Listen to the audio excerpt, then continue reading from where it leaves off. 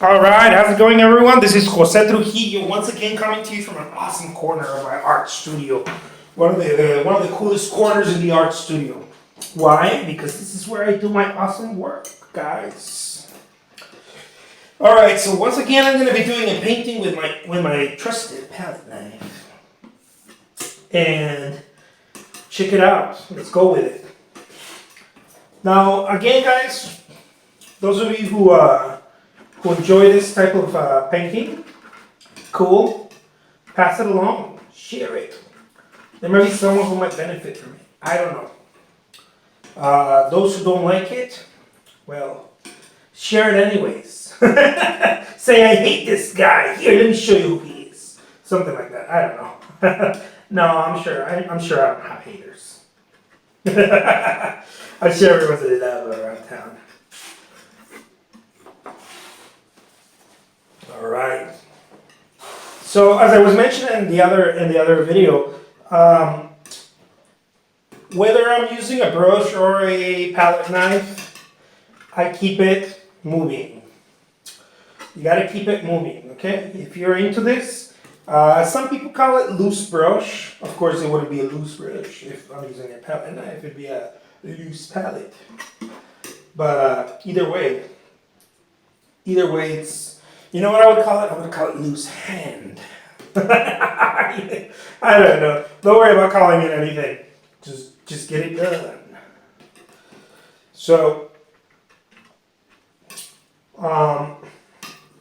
in moving it, is that I get to jump into the Zen aspect of it. Okay, in moving it. And that doesn't mean that this is the ultimate way, okay? I'm sharing me, okay? This doesn't mean that, oh man, if you don't paint like this, you're not painting at all. No, that's BS. No, everybody paints differently. I'm sure that Chuck Close is not like, this is me. This is just me, okay? I'm just speaking about me, guys. This is how I make my magic. This is how I make it roll. But if you like this kind of thing, that's what I'm trying to say. If this is like your cup of tea, then by all means, check out what the young Mexican master is doing around town. I'm still young.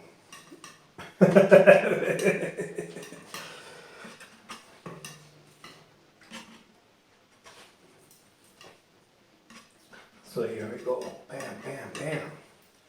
All right. So sometimes what I like to do is paint the subject. The subject. I mean the main areas, the rocky areas, the grass or the trees, and then I'll go to the background. Sometimes I'll do it the other way around. Sometimes I'll paint the background first.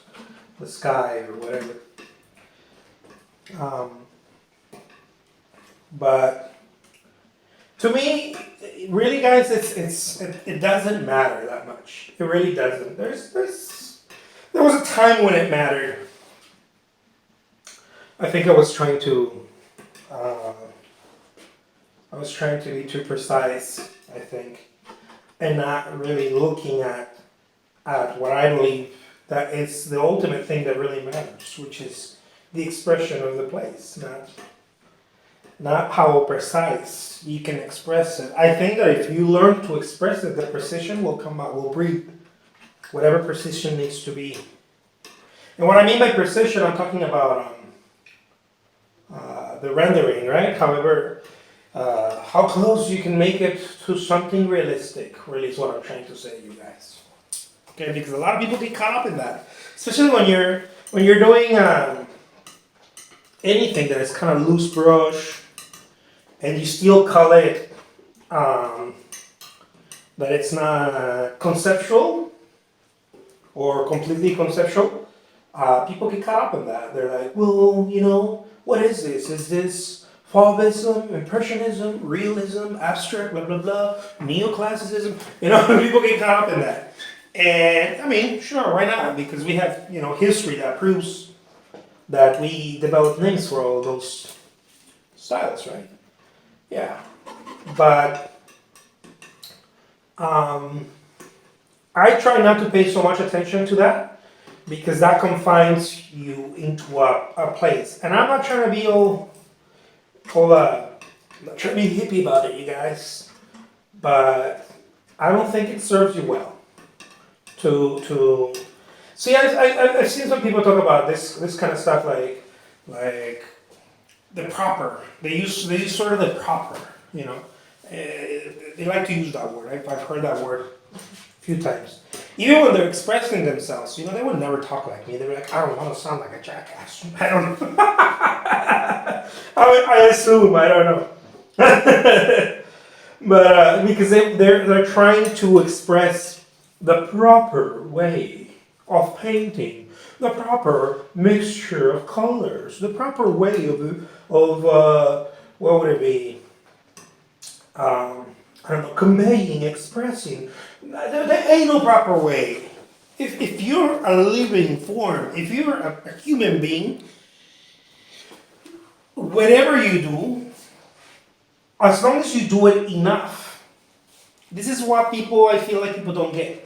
As long as you do it enough, as long as you practice and don't get stuck.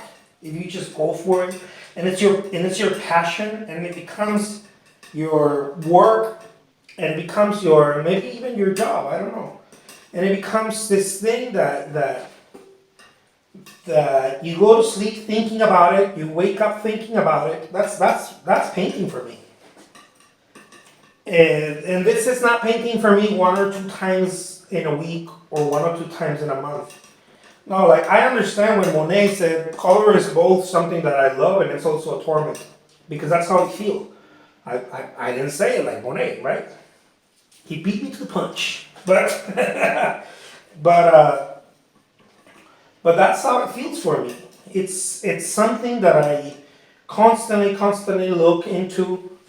I play with it. I try to, now not so much like that. Now it's like, I try to get myself to just doing. Where before I was measure, do something, measure, all right. And then, which is fine, but I spent a lot of time measuring. It was like, do it, compare, measure, and that's fine. But I'm at a point right now where I'm like, do, measure later. If you're going to measure, don't measure first, measure later. If you're going to figure it afterwards. Paint first. I'm not saying that this is the way for everybody. This is the way I do it.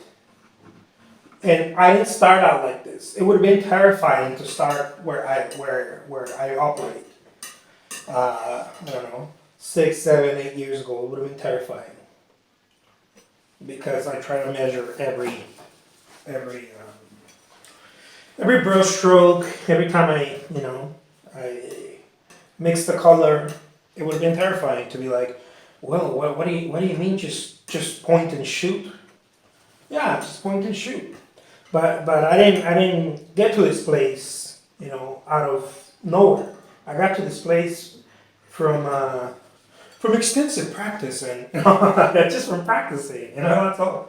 Just from killing that fear, And the fear doesn't go away, but and I hope it doesn't, because if it does, then that means I don't care. I think I heard who said that, Ozzy Osbourne said that once. If you don't feel